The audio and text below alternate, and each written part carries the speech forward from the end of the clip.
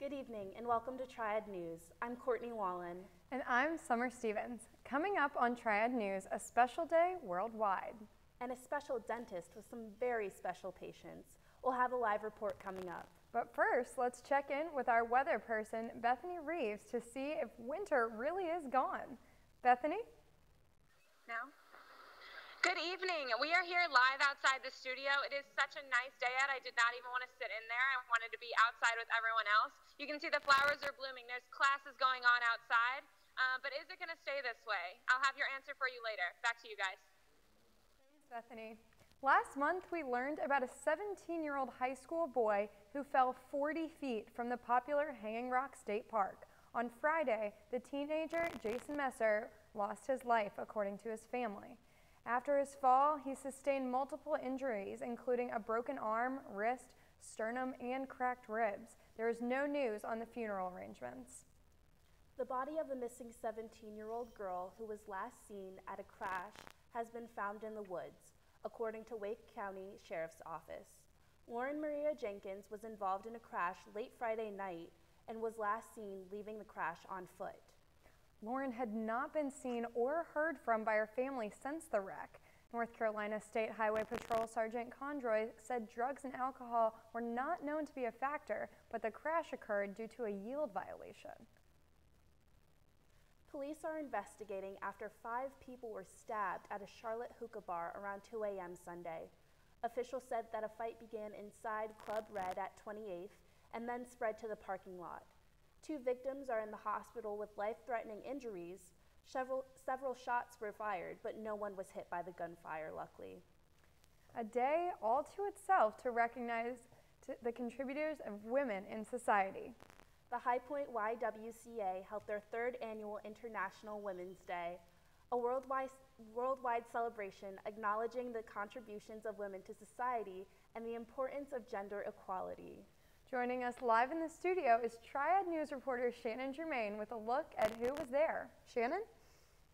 The event included great food, music, and performances, a day that represents the rich and diverse local activities that connect women from all over the world.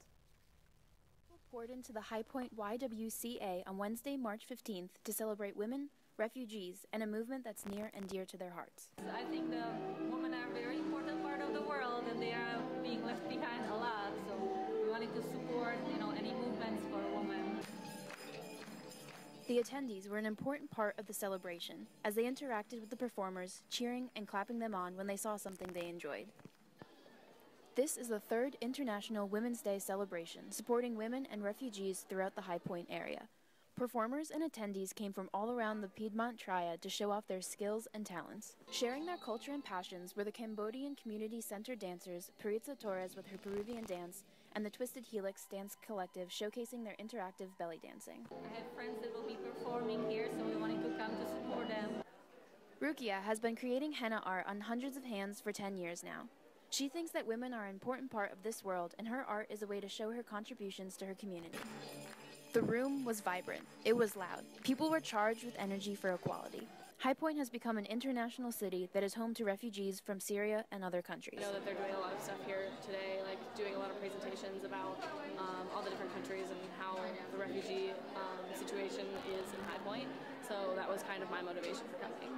World Relief High Point has been working together with YWCA and High Point University to create a safe space for women and refugees to start participating in their communities. World Relief and the YWCA has given people who are displaced a space to meet, share, and learn with the inviting High Point residents. There are not many worldwide special days. The International Women's Day celebration is something that will move forward and grow each year as the world grows smaller with the internet and other ways people can connect with each other. Summer, Courtney? Volunteers and students from High Point University took an active role in helping to plan this year's events. Yes, the YWCA and HPU are creating a very strong partnership for many future events. Thank you, Shannon. The Women's Day celebration had many great activities for everyone. Triad News photographer Anna Chang took some close-up pictures to show the uniqueness of the event.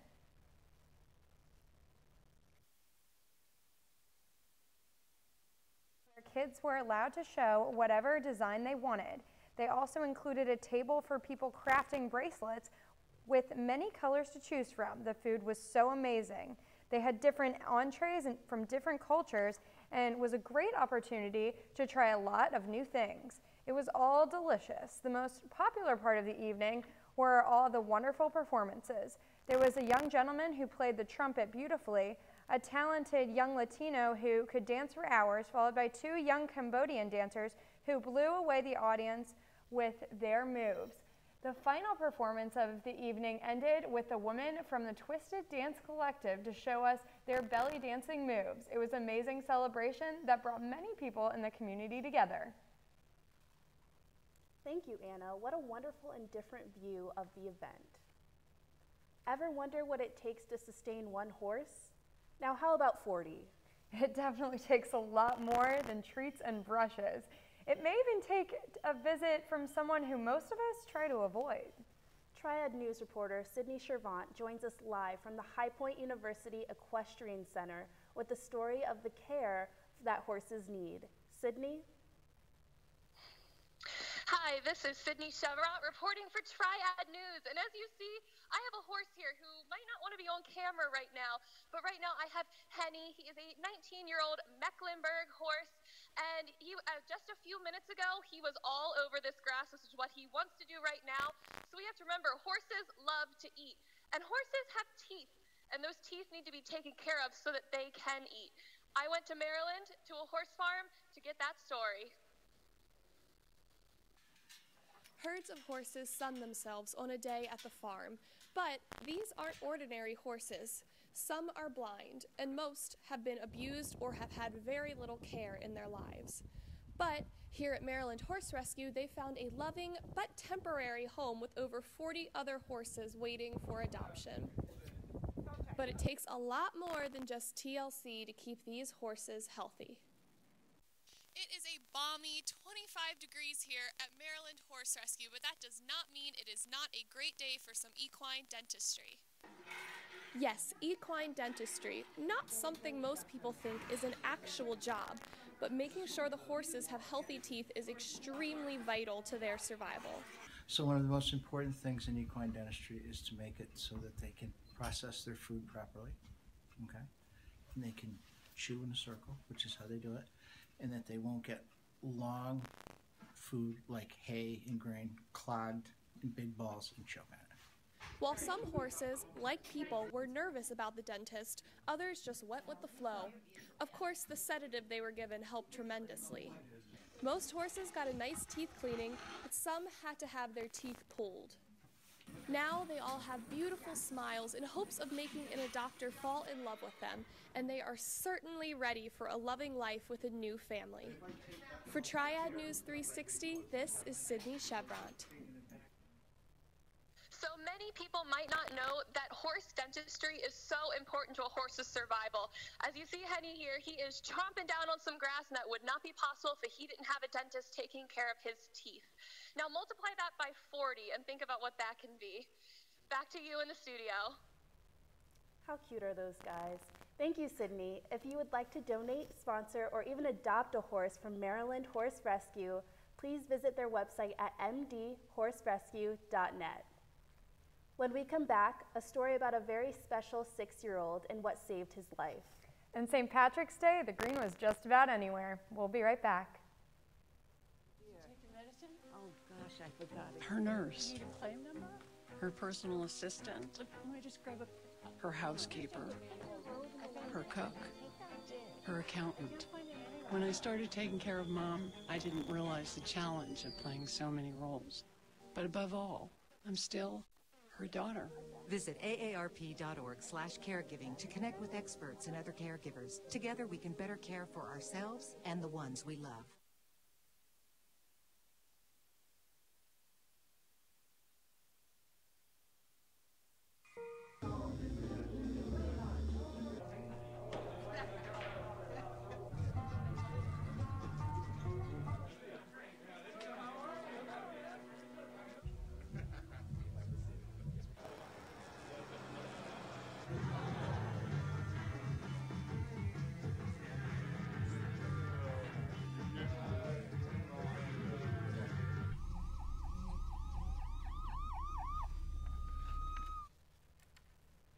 Welcome back to Triad News. I'm Courtney Wallen. And I'm Summer Stevens. When a child is born into a family, most times it is a moment of rejoice and a time to be thrilled. But there is always a lot of nervous moments. Is my new child okay? Sometimes. The answer is no. Juliet Gabriel shared the story of one little boy who overcame all odds. When you first meet him, he's just like any other boy, full of energy, ready to go on the go. But his family knows that there was a rough road that he traveled, and so does he. My heart. 6-year-old Daniel doesn't live an ordinary life, and he has a scar to show for it. The day he was born, the pediatrician came to do the initial exam on him and said, we hear a heart murmur. It could be nothing. Sometimes it's just the way the heart works right after birth, or it could be something. So we're going to run some extra tests and make sure that he's healthy and good to go. Had heart surgery when he was about 3 months old. After that, he developed a treatment-resistant staph infection in his incision, and we spent another 12 weeks in the hospital with him fighting that infection. Daniel wants to be just like any other 6-year-old, but the hardest part for him growing up is he has limitations in his everyday life. There are limitations to the things he can do. He cannot participate in contact sports, so no football, no soccer, no hockey, nothing where he could get hit in the chest. Even with all of Daniel's activities and maintaining his heart defect, Daniel's family wants to educate people so there's hopefully a cure one day. One of the things that we really want to do is educate people. Heart defects are the #1 kind of birth defect in children born in this country, but they get the least amount of funding for research and treatment. So we really want to educate people on the importance of identifying, treating, maintaining these kind of defects so that kids like Daniel can live long and healthy lives. Being new parents and making those very difficult decisions that you were not expecting will change your entire outlook on the new addition to your family. Those choices are very hard on the family and are forever life-changing. Get your checkups, get the prenatal care. It all matters and will make a big difference for you later on. It's a big moment and time for the parents. Truly a moment they will never forget.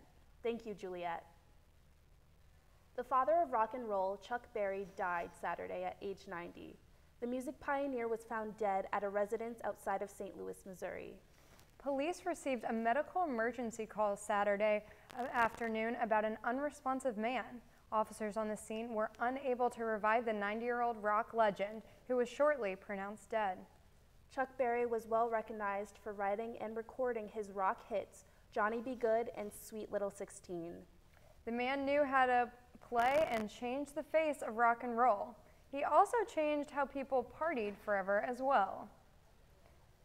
Chuck Berry's music even changed how people party at St. Patrick's Day. Yes, another St. Patrick's Day has come and gone all too fast. But what U.S. city holds one of the biggest St. Patrick's Day parties? Triad News reporter Sydney King is here with more on the story. Sydney? Thank you, guys. Yes, one of the biggest St. Patrick's Day celebrations occurs in a college town not too far from here. I traveled to one state south to get a closer look at this festive celebration. March 17th, also known as St. Patrick's Day, is a holiday celebrating the death of Catholic St. Patrick, the patron saint of Ireland. The Catholic holiday has been known to take on traditions from the wearing of green to large parades and parties around the world. One of the biggest celebrations of this holiday occurs in Columbia, South Carolina at the University of South Carolina, with an estimated total of around 20,000 guests. The party is held at a place called 5 Points, where bands take the streets to perform traditional Irish music. Although this holiday was intended for the Irish, this did not stop people of other ethnicities from joining in on the fun. Are you Irish? Are you Irish? I'm half Irish. I'm half too, but I'm still Irish. So 0%. Yes, I'm 100% Irish. My parents love England. No, but I love them. The 5 Points party also provides numerous food trucks, craft beer tastings, over 20 bands on 5 stages, a family 5K, a free children's area with games and activities, March Madness viewing, and much more. And the 5 Points tickets were only $15, and that allows all-day access to everything they had to offer. So it's a really good deal and unique way to celebrate. Thanks, Sydney. That looks like so much fun. But what is the true meaning of St. Patrick's Day? Triad News took to the streets to find out what people think about the saint from Ireland.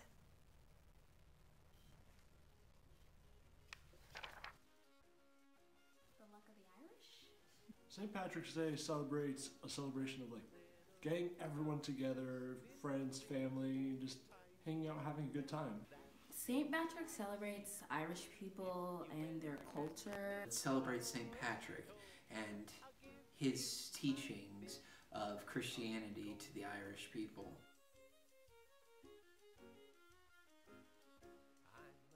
People wear green on St. Patrick's Day to not get pinched. People wear green on St. Patrick's Day because of little guys' leprechauns. You might sell them on Lucky Charms and something. And if you're not wearing green, you're going to get pinched, and that's never fun.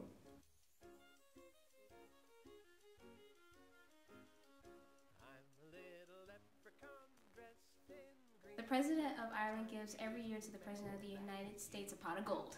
I guess maybe a beer, maybe just like 2 buds. The President a vase of 3-leaf clovers.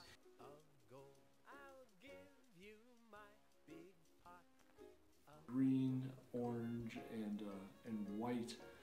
Probably green for a leprechaun, orange for the hair, they're gingers, some of them, and white because there's a lot of white people in Ireland. The green represents the land, the white represents the people, and the orange represents the spirit.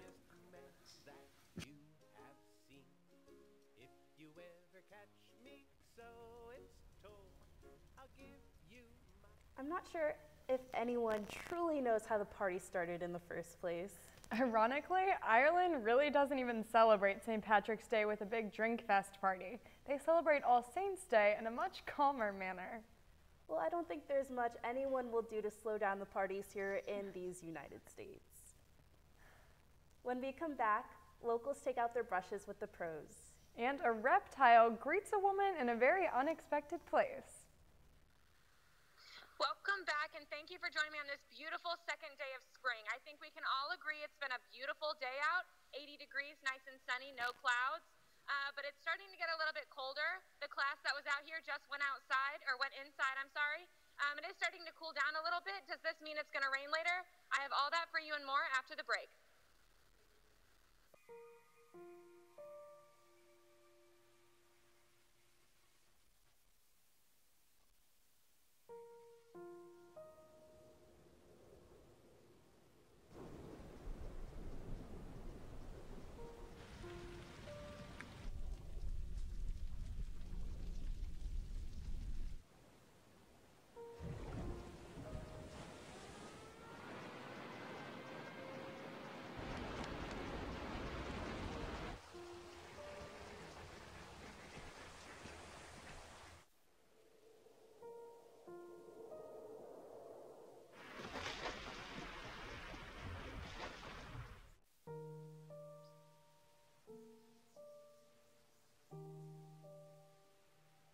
Don't wait.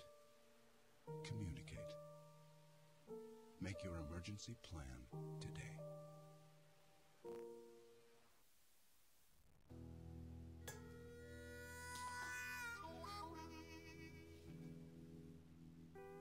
Get caught buzz driving, and you could do some hard time.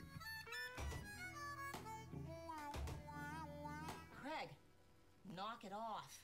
Sorry, Mom. It could cost you around $10,000 in fines, legal fees, and increased insurance rates.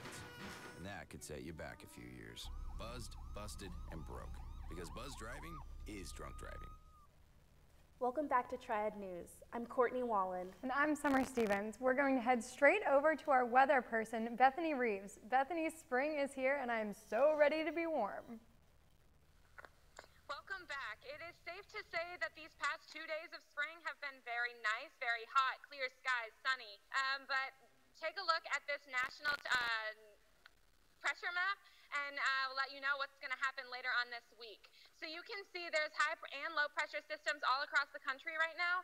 But right now we're getting a low pressure system. When that combines with this high one, it is going to bring some rain in tonight. So go ahead and get your exercise, your daily fix of the sun in right now. Go inside before it rains. Then later on throughout the week, let's take a look at this national temperature map really quick. You can see naturally in the north, it is pretty cold right now. Definitely all blue up there, 30s and 40s, nothing shy of what they're used to in the north. As we move down the country, a little bit warmer, 50s and 60s, but down in the south, we are loving life with 70 and 80-degree temperatures. It's a great welcome into the new season. Now let's take a look at the local weather. North Carolina has been very nice this past few days. So clear skies for the most part, but like I said, coming into this week, there's going to be some cloudy skies, some rainstorms. And then let's take a look at the 7-day forecast really quick. Like I said, it's 80 degrees right now. It's very nice. But as we move into tonight, that temperature is going to drop as the rain comes in. Moving in throughout the week, it's still going to be very nice, very spring temperatures in the 50s and 60s. And then later on in the week, we can expect some rain again. But thank you guys so much for joining me. This is Bethany Reeves. Thanks, Bethany. A Florida woman avoided crashing her car after a snake slithered out of her air conditioning vent. Monica Dorset was sitting in traffic when she turned on her cold air, only to see a red rat snake emerge from the vent, inches away from her left hand. Dorset was able to safely pull into a nearby parking lot. The snake and it made its way out of the car, but got slammed in the door after it tried to re-enter. Dorset's husband came and had to euthanize the injured snake. I can't even imagine how she pulled over into a parking lot. I'd be running down the street. Wow, that is surely a crazy surprise.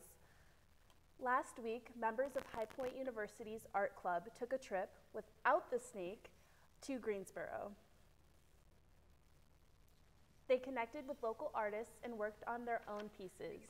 Urban Grinders is a coffee and art shop in the heart of Greensboro's art district with a gallery that features work from local, national, and international artists. One of the newest additions was courtesy of North Carolina's own artist, Trey Wilkes, who just last year went on 2 cross-country tours. The students were able to discuss their work with artists in attendance as well as connect with their fellow art club members. The art club plans to continue visiting Urban Grinders every Wednesday to improve their skills and learn from others. It took the FBI to finally find it, but they did. And our Triad sports reporter, Kendall Eli, is here with sports. We'll be right back. This is the story of a boy who didn't talk for a long time. The boy liked things to always be the same. Any changes would scare and upset him. The unknown was an unfriendly place. The boy was very sensitive to lights and sounds. So he built secret hiding places where they couldn't get in. The boy didn't like looking people in the eye. He wasn't trying to be mean, it just made him feel uncomfortable. Sometimes he would flap his arms again and again. One day, I found out I have something called autism. My family got me help. Slowly, I found my voice and learned all the ways I could live with it better. Early intervention can make a lifetime of difference. Learn the signs at autismspeaks.org. Did you take your medicine? Oh gosh, I forgot it. Her nurse. You need a claim number? Her personal assistant. Let me just grab a... Her housekeeper. Her cook. Her accountant. When I started taking care of Mom, I didn't realize the challenge of playing so many roles. But above all, I'm still her daughter. Visit aarp.org/caregiving to connect with experts and other caregivers. Together we can better care for ourselves and the ones we love. Welcome back to Triad News. I'm Courtney Wallen. And I'm Summer Stevens. Joining us now is Triad News reporter Kendall Eli with sports. Kendall? Thank you. This past weekend, the men's lacrosse team ended their 3-game losing streak with an 11-5 road win against VMI to start off conference play. Senior Sean Harrison was named one of HPU's Athletes of the Week after tallying 2 goals on Friday night. The Panthers continue conference play this Saturday with a matchup against number 12 Richmond. The game will be held at Vert Stadium with face-off at noon. The High Point women's lacrosse team is on a 4-game winning streak and is currently 4-3 in the season. Coming off their last win against Marist College, the Panthers are about to head up to Philadelphia to take on LaSalle and Drexel. HPU will play LaSalle on Friday at 7 p.m. and Drexel on Sunday at noon. This will be the last of the Panthers' out-of-conference games this season, as they will start up conference play on April 1st again against Gardner-Webb in Boiling Springs, North Carolina. The High Point men's baseball team opened conference play last weekend as it traveled to Liberty to take on the Flames. Unfortunately, the Panthers lost 2 of the 3 games, bringing their season record to 9-9. The Panthers will look to rebound tonight as they take on Davidson at Willard Stadium. The men's and women's track and field teams competed in the Bob Davidson Spring Class kickoff this past Saturday. Redshirt senior Jamie Schnuck and junior Mackenzie Holmes Giovanni were close to or broke personal bests for their openers in the hammer throw. Senior Cosette Collin won the 800 meters and was runner-up in the 3,000 meters. Sophomore Alejandro Juan Torres crossed the line second in the 3,000 meters with senior Vinny Todaro in third right behind him. The Panthers return in action for the Raleigh Relays this Friday and Saturday. Both the High Point University's men's and women's golf teams were in action this past weekend. The HPU women's team earned its 8th tournament win in program history, finishing atop the field in the Low Country Invitational at Hilton Head. Coming off that incredible tournament victory, the women's team will be quickly back in action at the Mimosa Hills Golf Championship April 2nd and 3rd in Morgantown, North Carolina. Meanwhile, the men's team is currently in 16th in the Kings Intercollegiate Tournament that ends today in Williamsburg, Virginia. Thanks, guys. So glad to see the teams are doing well. Especially the golf teams out in this nice weather. Thank you, Kendall. An international investigation has recovered the 2 stolen Tom Brady Super Bowl jerseys. Working with the FBI and other law enforcement authorities, the NFL said they recovered the jersey from the Super Bowl 51 victory over the Falcons and also the Super Bowl 49 victory against the Seahawks in 2015. Houston Police Chief Art Acevedo tweeted his department's major offenders division tracked the jersey to Mexico, where it was recovered in an operation involving both American and Mexican authorities.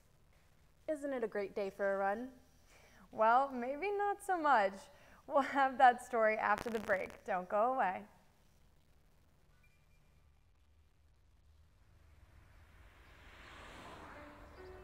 It's harder whenever there's a bigger group.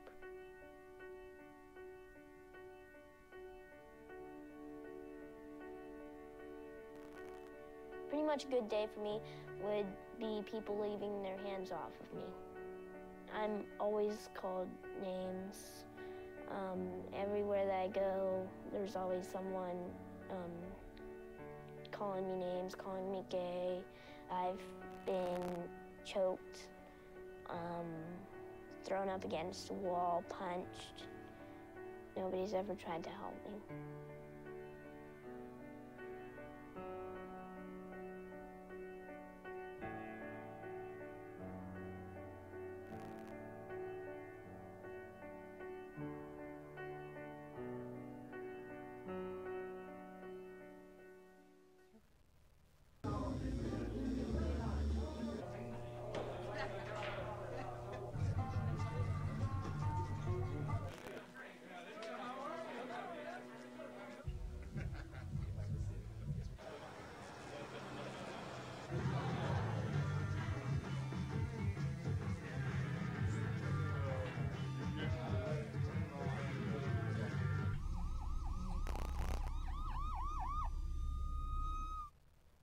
Welcome back to Triad News. I'm Courtney Wallen. And I'm Summer Stevens. The first annual 5K walk-run in honor of World Down Syndrome Day was almost rained out. A cold 7 a.m. rain stopped just in time for the starter's 8 o'clock gun. Participants took to the streets in a spirited run and then added an extra 0.1 mile to a second finish line for a 3.21-mile run. The extra 0.1 miles signifies the 3 21st chromosomes that characterize Down syndrome in an individual. A very large group of runners and walkers braved the cool and windy conditions. This first 5K walk run was hosted by the Down Syndrome Network of Greensboro. That's all we have for now. Thank you for joining us here at Triad News. Good night.